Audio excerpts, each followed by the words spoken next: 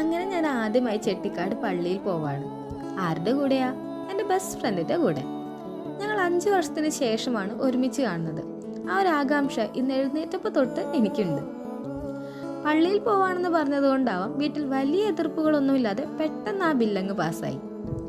5 വർഷമായിട്ട് നേരിട്ട് കാണുന്നില്ലെങ്കിലും ലൈഫിൽ എന്ത് അപ്ഡേഷൻസ് ഉണ്ടായാലും അപ് ടു ഡേറ്റ് കാര്യങ്ങൾ പരസ്പരം വിളിച്ച് പറയുന്ന ഒരു ശീലം ഞങ്ങൾക്കുണ്ട്.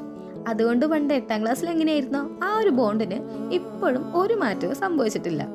എൻ്റെ ഫസ്റ്റ് ടൈം ആണെങ്കിലും ആൽക്കയ്ക്ക് മുന്നേ എക്സ്പീരിയൻസ് ഉള്ള കാരണം എല്ലാ കാര്യങ്ങളും എനിക്ക് വിശദമായിട്ട് പറഞ്ഞു തരായിരുന്നു.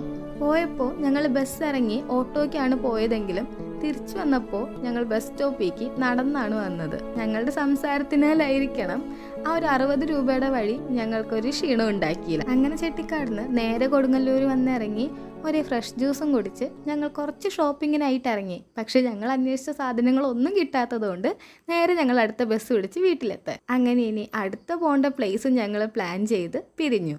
അപ്പോൾ വീഡിയോ ഇഷ്ടമായിട്ടുണ്ടെങ്കിൽ ഫോളോ ചെയ്യാൻ മറക്കണ്ട. Thank you for watching guys.